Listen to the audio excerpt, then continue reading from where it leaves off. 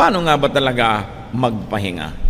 Thank you, Lord, that we can relax and find rest in you. Teach us your will so that we may not needlessly suffer too much fatigue or being tired or being stressed. Let your peaceful spirit rest in us. Forgive us our sins, O God. Cleanse us from all our iniquities. Straighten up our lives. Hold us by the hand. Lead us, guide us, give us rest. In the name of Jesus, your Son, our friend, our Savior, we pray. Our main reading will be coming from Psalm 32, 1 to 11, all from the Contemporary English Version, unless otherwise stated. Pahinga. Paano nga ba nagpapahinga at bakit nga ba napapagod ang tao? Psalm 32, 3 to 4. Before I confessed my sins, my bones felt limp, and I groaned all day long. Night and day your hand weighed heavily on me, and my strength was gone as in the summer heat. Ito ang sinasabi nitong nagsasalita at nagdarasal sa Diyos. Sabi niya, bago ako nagtapat ng aking mga kasalanan, bago ako humingi ng tawad, ang mga buto ko ay mga masasakit at nangangalos, nangihina, at wala akong ginawa kundi dumaing maghapon. Araw-gabi, parang napakabigat ng kamay mong nakadagan sa akin, at ang aking lakas ay naubos na tulad ng panghihina sa gitna ng tag-araw at tag-init. At alam nating nakakapanghina talaga ang init. Kaya itong sobrang init na to, lalo sa isang disyerto tulad ng Israel, ay lalong-lalong damang-dama. Pero ang lahat ng panghihina na yon ay sinabi niya, naramdaman at totoo, bago siya nagtapat sa Diyos. Before I confessed my sins to you, this was my condition. So we can see here that sins, spiritual remissions affect stress and poison the body. Doon pa lang, nakita natin agad kung paano lulutasin ang problema. Sapagkat yung kasalanan na hindi na ikukumpisal, hindi na ihihingi ng tawad at na ipagtatapat sa Diyos, ay nakalalason, nakapagpapahina, nakapagbibigay ng sakit sa katawan. Bakit? Paano? Because doing wrong and guilt affects the brain, the mind. Pag meron tayong konsyensyang umuusig sa atin, nahahati ang ating loob, nahahati tayo sa mali at sa tama, sa dapat at hindi dapat. Kaya, ang sarili mo mismo ang nahahati. The mind is divided. Values are offended when we do wrong. Kaya nakikita nyo yung mga talagang gumagawa ng mga mali, kuminsan nakikita na sa mukha. Yung mga talagang mga mamamatay tao, kapupulan ng mga mata, ang iilap ng mga mata, hindi mga tahimik, parang mga pagod. Nakikita sa body language. Because when we sin and not confess, we offend our very spirit. Aside from the Spirit of God, we offend our own spirit. Because we were created in God's image. Dahil tayo nilikhang kawangis ng Diyos, tuwing nilalapastangan natin ng Diyos, ay nilalapastangan din natin ang ating sarili. Dahil tayo'y imahin ng Diyos. At pag nilapastangan natin ating sarili, gumawa tayo ng bagay na nilalabanan ng sarili nating budi, confusion, disorientation, and stress follow. Kaya ang taong maraming pagkakamali, pagkakasala, pagsisinungaling, pandaraya, hindi pahinga, balisa, mailap, hindi mapakali. Because the mind affects and moves the body. A guilty mind is going to short-circuit the electricity of the body and make it sick. A guilty mind drains and hurts and weakens. In fact, guilt afflicts the body. Lahat ay nagmumula sa spiritual world. Ang mga sakit na nadarama ng ating katawan, may pinagmumulan yan na spiritual na dahilan. Kaya yung mga magagalitin, nagkakaroon ng mga hypertension. Yung mga hindi makapagtimpi, naha-heart attack. Yung mga laging may mga damdaming hindi maibulalas, sari-saring sakit ang dumadapo sa katawan. Yung mga laging magagalitin, nandaraya, nagigilty, nagkakaroon ng sari-saring karamdaman. Psalm 32, verse 5. So, I confessed my sins and told them all to you. I said, I'll tell the Lord each one of my sins. Then you forgave me and took away my guilt. Dahil sa hirap ng aking kalagayan na meron akong kasalanang hindi na ibubunyag at nahihingi ng tawad, ito na lang gagawin ko. Ipagtatapat ko, hihingi ako ng tawad, iisa-isahin ko para walang maiwan na pinagmumulan ng sakit ng aking katawan. At ako'y pinatawad mong lahat. Tinanggal mo ang bigat ng aking pagkakasala. So confession to God earns forgiveness, takes away guilt, takes the burden off. Confession to God detoxifies the body. Dapat nating alalahanin na alam na naman ng Diyos lahat ng kasalanan natin. Ano ang nangyayari? Bakit pag ipinagtatapat mo ay lumuluwag ang iyong loob, gumagaan ang iyong damdamin? Bakit mo ipagtatapat sa Diyos na alam naman niya yun dahil alam niya lahat? Kasi pag ipinagtatapat natin sa Diyos ay inaamin natin kasalanan. At ang pag-amin na yon, yung pagtatapat na yon, ang nakikinabang ay ikaw, hindi ang Diyos. When the offender knows, acknowledges, and repents and makes right, the offender benefits. You don't confess to God so that God will know your sins. He already knows. You confess to God so that you will know and realize that you are sinful. Kasi yun pang may mali kang ginawa, tapos sinasabi mong, hindi, tama naman ako ng konti, kaya ako namang ginawa yan, kasi. Hati ka nun. At ang pagiging hati, nagbibigay yan ng sakit. Kaya ako naman pinatay siya, kasi ninakaw ko, kasi magpapakain ako ng anak ko nagugutom. Hati ka, kasi alam mong masamang pumatay, tapos i-justify mo yung sarili mo. Pero pag sinabi mo ng, oo, hindi na ako mangangatwiran, mali talaga ang ginawa ko, Lord, sorry. Naging isa ka na. Isa ka na sa pagtanggap na mali yon. Hindi ka nahati na may mali at may tamang nagkakagulo sa loob ng puso mo. Inamin mo na, naging buo ka muli. Kahit pa nga ang pagsisimula ng iyong pagiging buo ay pagtanggap na mali ka. Pero yung niloloko mo ang iyong sarili na tama ka, na alam mo namang mali ka, magkakasakit ka. Kaya mahalaga, inaamin mo sa Diyos. Ang totoo nun, sa sarili mo inaamin. Dahil ang Diyos ay nakatahan sa iyong espiritu, nakatahan sa iyong puso, pag kinausap mo siya, nakakausap mo rin na yung sarili kahit hindi mo sadyain. Kaya pag humihingi ka ng tawad sa Diyos, humihingi ka rin ng tawad sa iyong sarili na na-offend mo rin nung gumawa ka ng mali. Kaya nagdadalawang loob ang tao. Sa ating wika, malinaw yan, nagdadalawang loob ka. Hati ang loob mo. Dapat maging buo ang loob mo, isang loob. Kasi talagang mahirap yung hati. So you confess to God, not to inform God, but to inform yourself that you're really wrong, to the point that you admit that you're wrong, to the point that you repent and that you seek forgiveness. And when you seek forgiveness from God, you inevitably seek forgiveness from your own conscience. Lumuluwag tuloy ang iyong loob. Confessing to God is almost like confessing to oneself. Now we have already mentioned that sin is poison for the soul, for the spirit. Sin is poison for the emotion and thought and the body.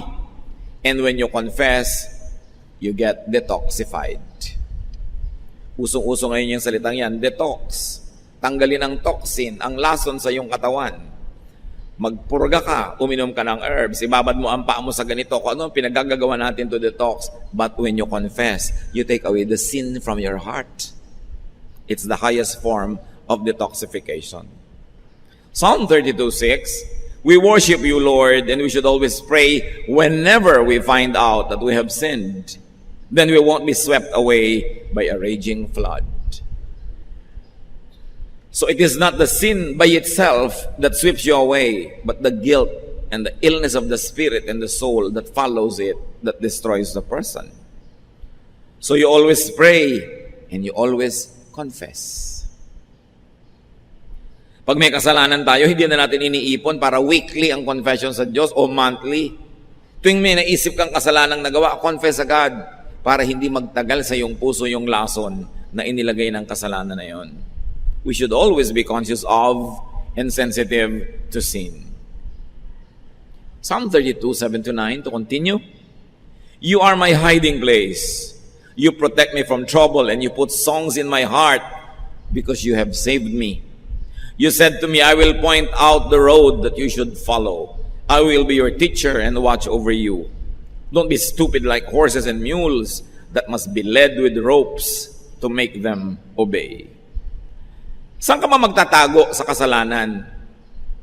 Ang Diyos ay nasa lahat ng dako. Pero pag sa Diyos ka na umamin at nakipag-ayos, sa Kanya ka nagkukubli, siya ang hiding place mo. Sino pang uusig sa'yo? Kung ang Diyos mismo ay pinatawad ka na at ginastify ka na. Pagkakampi mo na yung Diyos, hindi dahil banal ka, kundi dahil inamin mo, tinanggap ang kasalanan at inihingi mo ng tawad, at taus-pusong gusto mo nang magbago, yung dating hukom ay ngayon ay kakampi mo na. Kaya sabi niya, you are my hiding place. At huwag daw tayong hangal tulad ng mga kabayo at mga hayop na ang naghihila sa kanila yung mga lubid na nakatali sa kanilang mga ilong. Kahit ayaw nilang pumunta, hinihila sila doon. At ang kasalanan, parang lubid na nakatali sa ilong natin. Hinihila tayo kung saan-saan tayo nagpupunta. Kasi pag gumagawa tayo ng mali, nagkakaroon ng affliction, suffering, and punishment. And because of that, we are led to repentance. Be led by a good conscience to do good. Don't be led by your trying to avoid punishment. Magkaiba yon. Kaya yung mga iba sumusuko na sa Diyos dahil hirap na, wala nang magawa. So ang naghila lang sa kanila, lubid. Huwag kayong ganun. Magkusa kayong sumunod sa Diyos. Huwag niyong antayin na talian niya kayo ng mga pagdurusa at paghihirap para puwersahin kayong sumunod. Sumunod ka na ng kusa at nang huwag ka na masaktan at huwag ka na makipagtunggali at nang wala na lang stress. Now the Lord shelters, protects, guides, and teaches people. And the Lord even cheers people up. Psalm 32, 10-11. All kinds of troubles will strike the wicked, but your kindness shields those who trust you, Lord. And so your good people should celebrate and shout. Yung wickedness ditong sinasabi is doing wrong and not confessing to God. Not just doing wrong and not repenting. Doing wrong and not seeking forgiveness and restoration. Kaya ngayon, dagan-dagan sa buhay mo ang buong bigat ng langit. Kasi nagkakasala ka na nga, alam mo, hindi mo pa tinatanggap at inihihingi ng tawad. At sabi ng Psalm 32, 1-2, which should have been the beginning, but it was the conclusion. Kaya minabuti kong basahin sa dulo, Our God, you bless everyone whose sins you forgive and wipe away. You bless them by saying, you told me your sins without trying to hide them, and now I forgive you. Pinagpapala nyo po yung hindi na nagkakaila, nagkukubli, nagpapalusot. Pinagpapala nyo ang mga taong kusang naghahayag ng kasalanan, umaamin, tumatanggap, humihingi ng kapatawaran. Yan ang challenge sa atin ngayon. Paano nga ba mapapahinga? Ang tao naman makasalanan.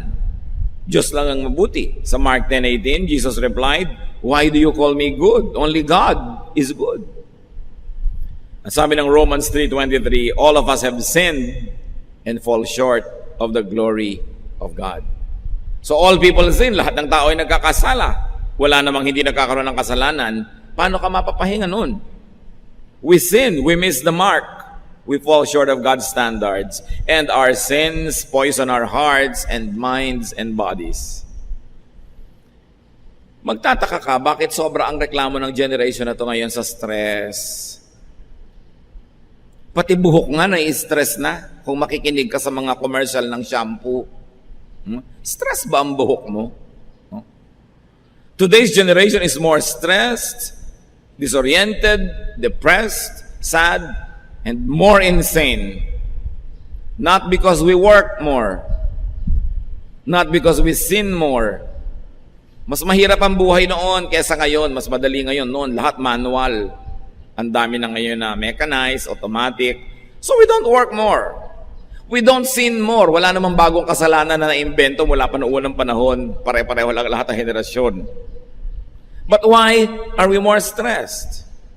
Not because we work more and sin more, but because we confess less. Yun ang pinagkaiba.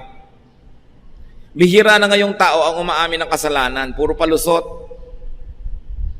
Bihira na ngayong corrupt government official ang umaamin. Kutakot-takot na palusot kahit huling na. Diba?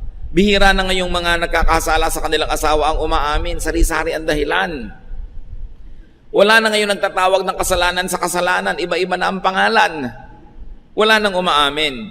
Kaya mas maraming stress. There is so much less recognition and admission and confession of sin. So it's like taking poison but not really thinking about it, therefore not flushing it out. Mabuti pa nung araw ang tao, pag nagkakasala, conscious, humihingi ng tawad. Ngayon kasi binulag na natin ang ating mga sarili sa kulay at hugis ng kasalanan. Kaya ginagawa mo na, hindi mo naman nire-recognize, nalalason mo na yung sarili nang hindi mo na mamalayan. Kaya mas maraming stress ngayon. Therefore, we need more and more therapies. Hence, we need all the spas and getaways and diversions and entertainments. We need our fixes. And we need more and more psychiatry and witchcraft just to find peace of mind. Just to find rest. Sari-saring ginagawang diversyon ng mga tao ngayon para aliwin, libangin, linlangin ang sarili. Kasi ayaw harapin ang totoo na kaya siya nagkakaganyan-ganyan sa dami ng mga kasalanan niya. Psalm 51:3, I know about my sins and I cannot forget my terrible guilt. Ayun, inaamin. Dahil sabi sa 1 John 1:9, if we confess our sins to God, He can always be trusted to forgive us and take away our sins. Pag tayo'y nagtapat, humingi ng tawad sa Diyos, mapagkakatiwalaan siya, hindi niya tayo itsichismis. Hindi niya tayo tatraidoren. Nagtapat ka, ang ibibigay niya sa iyo kapatawaran at aalisin niya ang bigat ng kasalanan. So what prevents us from confessing? When you don't confess, you don't admit, but deep inside you, your conscience knows you're wrong, you are sick and divided. So it's important that we all be conscious of sin. Label sin correctly. Call it by its name. Now, how do you really relax? Kasi na pinag-uusapan natin, masama ba mag-relax? Kamunduhan ba na mag-relax? No. As I have said, relaxation is high religion. Dahil sabi ni Lord, come to me all of you who are tired and heavy laden, and I'll give you rest. So the ultimate purpose of God for saving us, for teaching us and guiding us, is that so that we can relax. Especially, hindi lang relaxation ng paa o ng katawan o ng tuhod, ng spirito, ng puso, ng isip. Relaxation of the spirit, of the mind, of the soul. That is important. How do you do that? Obviously, repent. Pagsisihan ng ating mga kasalanan. Confess to God and to people you wrong. Kailangan nagtatapat. Since doing wrong and guilt affects the mind and the brain, since guilt drains and hurts and weakens and afflicts the body, relax and stay relaxed by avoiding sin. More important than confession, prevention. Avoid sin. Sabi nga nila, an ounce of prevention is better than a pound of cure. Isang napakatanda ng kasabihan. Kesa ang dami-dami mong ikapagtatapat, di huwag ka nalang gumawa ng kailangan ipagtapat. Maximize restfulness by minimizing sin. Huwag na tayong lumayo sa mga pamilya. Mag-asawa, minimizing committing sin against each other, and you will actually maximize restfulness in each other's presence. Ganyan din sa pamilya, ganyan din sa office. Minimizing criticisms against each other will maximize the peaceful climate that you will all enjoy. Pag kinontian mo at pinaliit ang kasalanan, pinapalaki mo ang kapahingahan. Kaya napakarami nating mga kaguluhan sa buhay dahil sa kasalanan natin sa isa't isa. May mga bahay na halos ayaw mo na umuwi dahil parang impyerno. Dahil ang mga tao doon wala nang inatupag kundi gumawa ng kasalanan laban sa isa't isa. Uubusin mo ang ulam ni ganon, papagalitan mo si ganon, isusuot mo yung sapatos sa kapatid mo, igagamitin niya pala, galit na galit sa'yo, hindi ka ngayon makauwi-uwi, maya-maya, nagkakataksil ka sa sarili mong asawa, nagkakagulo kayo, kaya ang gulo ng bahay. Kasi ang lahat ng mga tao, ang uwi-uwi nila doon, kasalanan against each other. Paano mo gustong uwiin ang isang bahay na punong-puno ng kasalanan? Paano mo gustuhin maligo sa isang swimming pool na puro laso lang nakalagay? But we poison our homes. We poison our workplaces through insubordination, by stealing from the company, by exploiting the workers, and by needlessly torturing your co-workers with bad behavior. But why will you poison your own work environment? Kaya ang daming sakit ng tao. A clean heart is the best spa. Kahit magbabad ka at magtira sa spa, pag inuusig ka ng iyong budhi, nginangat-ngat ka ng iyong konsyensya, walang pahipahingang mangyayari sa iyo. Hindi rin natatakpan ng makapal na makeup yung nag-aalalang puso, nakikita sa mukha. Kaya ang unahin nating linisin, i-detox ang puso. Ang unahin nating i-exfoliate ang puso. Yun ang unahing tanggalan ng mga dumi. Sapagkat pag malinis ang kalooban, it will radiate throughout. Righteousness is the best therapy. Pag matuwid ka, tumagawa ka ng tama, kahit minsan parang nalalamangan ka, nagbibigay ka na lang, nagpapasensya, pero tahimik ang loob mo. Huwag kang maghahangad na makalamang, pero inuusig ka ng budhi. Kasi yung budhi, kasama mo kahit saan ka magpunta. Bakit mo aawayin yung kasama mo lagi? Tulad ng mga iba, inaaway asawa, kapatid, kapitbahay. Yung kasama lagi ang aawayin, edi ang buhay mo magulo. Paano ka nakikipag-away ka sa budhi mo? When you quarrel and wage war against your own conscience, you will never have peace because your conscience will have to be with you wherever you go. Whether you like it or not, it is your conscience that will die and live with you. Wherever, whenever. A God-led life is the way to true relaxation. No amount of therapy could replace old-fashioned confession. A talk with a psychiatrist is good. A talk with a counselor is good. But do you know that it's only a cheap imitation of confession to God? The less you confess, the more you have to talk to a counselor. The more you have to talk to a therapist. Although nakakatulong yun at hindi ko minamasama yun, pero nyo kakalimutan yung best therapy. Makipagniig sa Diyos, magtapat, humingi ng tawad. Psalm 23, You, Lord, are my shepherd. I will never be in need.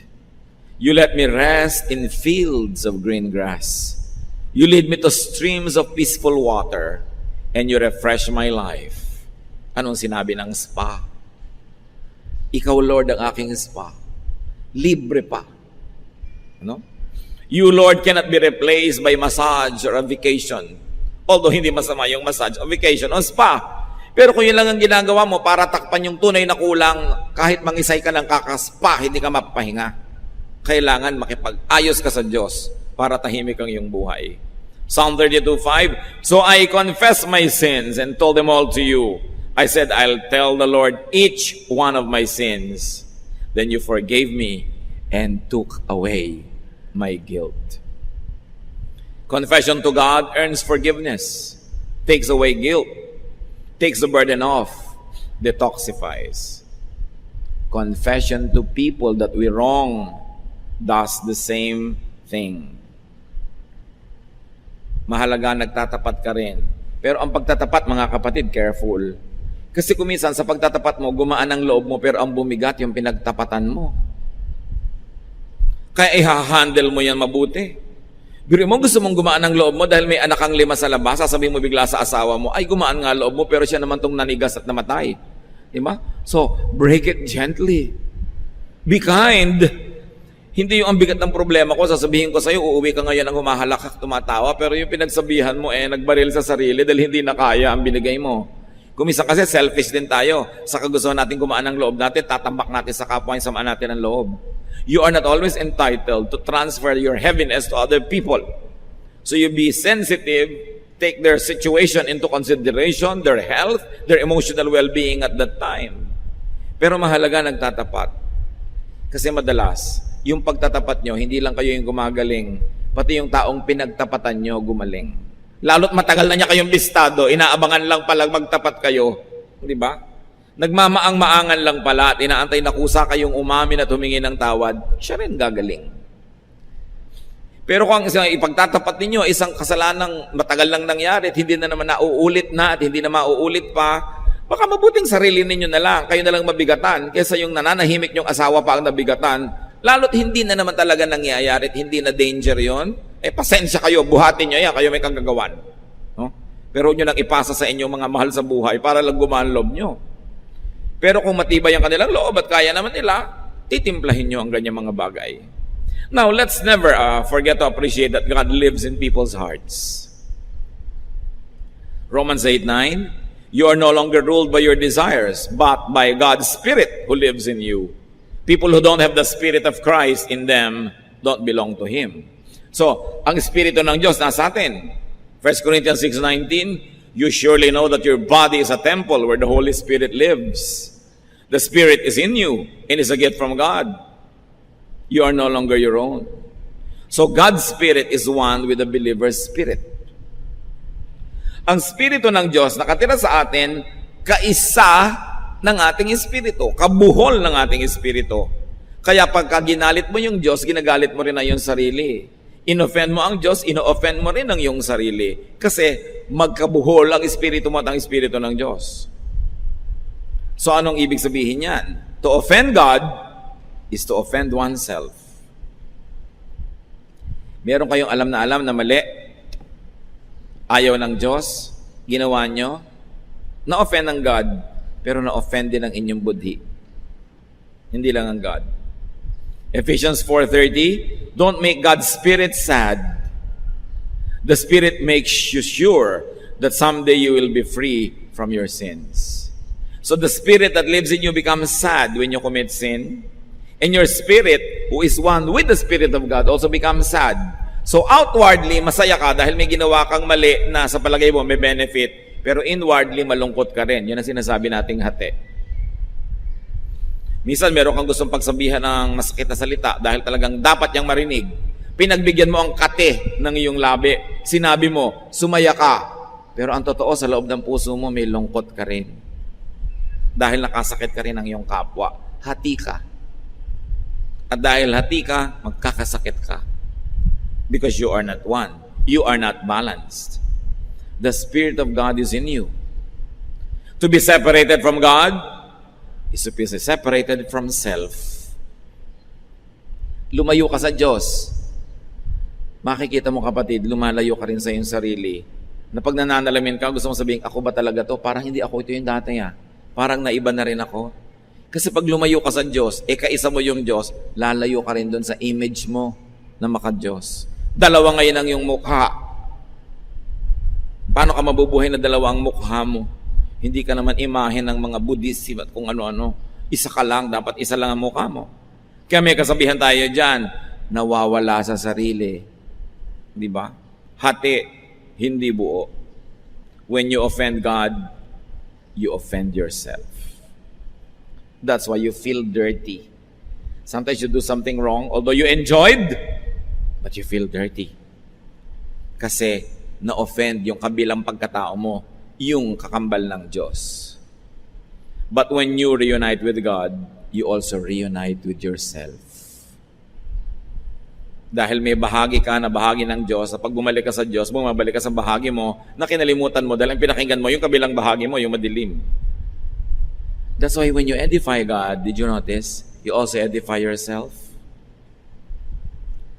Bakit pag pinapupurihan mo ang Diyos, kumakanta ka, sumasayaw ka, o nag-o-offering ka ng taos-puso, parang tumataas din ang spirito mo. Samantalang pinagpupuri mo, Diyos. Pinuri mo ang Diyos, pinataas mo ang pangalan ng Diyos. Bakit martaas din ang feeling mo? Because when you edify God, you also edify yourself because you are one with God in spirit. That is why worship, prayer, righteousness, meditation, and other spiritual activities are uplifting for the worshiper. Magtataka ka, darating ka dito para ampun Diyos ang itaas at papurihan, pero paglabas mo, ikaw ang naglalakad sa alapaap, ikaw yung sumaya. Kasi pag pinasaya mo ang Diyos, dahil kakabal siya ng espiritu mo, sasaya ka rin. At pag pinalungkot mo siya, may bahagi ka rin nalulungkot. Ang lahat ng ginagawa mo sa Diyos, ginagawa mo lang sa iyong sarili. Dahil ikaw ang image ng Diyos. When you let God down, you let yourself down. So when you confess to God, you also confess to yourself. And when God forgives you, your conscience that is one with God also forgives you. That's why you find rest. You can never rest when your conscience and you are at war. Kaya dapat nabubuhay ang tao ng tahimik, payapa, banal. Tahimik siya. Unconfessed sin tortures. The cure is reconciliation with God. To be reconciled to God is to be reconciled to oneself. That's why to confess to God is also to confess to and admit to oneself one's mistakes. To confess to God is also to make right with oneself. The confession, the admission, and the forgiveness restores oneness within. Oneness with God and with self equals wholeness. Resolution of a conflict. Rest from being tired. It means relaxation. How to be peaceful, rested and relaxed? Confess. Repent. Make right with God. Better not to have anything to confess because you didn't do anything wrong. Why is confession important? Why does it give rest and peace? Because confession is submission, surrender to God. Non-confession is fighting with God. Paano ka matatahimik? Kinakalaban mo ang Diyos. Pero pag nag-confess ka na, sumuko ka na, tapos na ang gyera. Katulad ng lahat ng gyera, pag sumurrender na yung kabilang partido, tapos na ang gyera, may nanalo na. At hindi tayo lugi kung Diyos ang nananalo. Bakit? Dahil tayo rin yun, dahil kakambal nga ng spirito natin, ang spirito ng Diyos. Kailangan siyasatin natin ang mga sarili. At sa sandaling ito, nais kong hamunin ng bawat isa. Meron ba kayong mga nervyos? Meron ba kayong mga kabagabagan? Meron ba kayong mga parang insecurities, mga depression? Meron ba kayong mga nagpapahirap sa inyong loob? Baka naman unconfessed sin lang yan. Kailangan siyasatin natin ating sarili. Kumisan kasi kung relihiyoso ka, lagi ka may dalang Bible, akala mo okay ka na eh. At nabubulag tayo sa mga sarili nating kasalanan pag wala nang nakakapagsalita sa atin. Pag ikaw ang padre de pamilya, ikaw ang breadwinner, ikaw ang boss, wala na kuminsan makapagtuwid sa'yo. Akala mo, lagi ka nang tama. Ikaw itong pinakamatanda, akala mo, lagi kang tama. Hindi laging ganun yon. Kaya ang mga naliligaw madalas, yung mga pinakamatataas ang ranggo, mga pinaka-breadwinner, pinaka-boss, kasi wala nang makapagtuwid sa kanila. Mahalaga, nagpapakumbaba, sinisiyasat ang sarili. Kaya sa pagpapatuloy natin sa ating spiritual growth, it's good to pause and say, Lord, may unconfessed sin po ba ako? Siyasatin niyo ako, baka dahil convinced akong okay ako, pero ba't hindi okay lahat sa paligid ko? Baka meron ako hindi nahuhukay na ugat ng kasalanan na nagbibigay ng mapakla at mapait na bunga sa aking pangaraw-araw na pamumuhay. O baka naman, obvious naman na may kasalanan, ayaw pa rin aminin. So aminin na ngayon, ipagtapat para tayo makarelax. Kung relax na kayo, mas marerelax pa kayo kung hahanapin pa natin kung ano ang possible roots of other issues in our lives. Ama namin, nagpapakumbaba kami sa iyong harapan. Kinikilala namin kami gawa sa lupa, bagamat may espiritu kayong nakatira sa amin. Yung pagiging lupa namin ang madalas nagiging dahilan, kaya kami naliligaw. Siyasatin niyo po ang aming puso sa aming mga kapatid na alam ang mga mali. Turuan mo kami ngayon na magtapat, umamin, humingi ng tawad at magpasyang baguhin, ituwid ang aming makalikuan. Lalo ang masasama naming ugali na nagpapalayo sa mga mahal namin sa buhay. Turo mo sa amin, Lord, na huwag laging sila ang sisihin. Maaaring kami naman talaga ang dapat sisihin. Teach us to look at our lives from a fresh perspective. Hindi yung puro self-justification, kundi unawain namin na aming totoong pagkatao at kilalanin namin ang aming mga kababaan para maitaas at maituwid nyo kami. Ipakita nyo sa amin, Panginoon, ang dapat namin gawin. At sa aming mga kapatid, Lord, na namanhid na, hindi na nahahalata na may mali sila. Turuan mo kami. Refresh us. Re-strengthen our convictions and our conscience. So our conscience can be your voice that effectively, powerfully, and loudly speaks to us. At sa aming paghingi ng tawad, pagkilala sa mga hindi kinikilalang kasalanan, palakasin niyo po kami. Linisin, tanggalin niyo ang mga lason sa aming isip, puso at buhay, at maging ang aming mga katawan, palakasin niyo para kami magkaroon ng pahinga. And being rested, we can do your work we can serve people, and we can appreciate you more. Magbulay-bulay tayo na ilang saglit, mga kapatid. Ngayon ang chance, huwag niyo ipagpaliban. Kung meron ng dapat aminin sa Diyos, huwag na tayo mga tuwiran, ihingi ng tawad, magpasyang baguhin ang mga detalye ng ating buhay na dapat baguhin.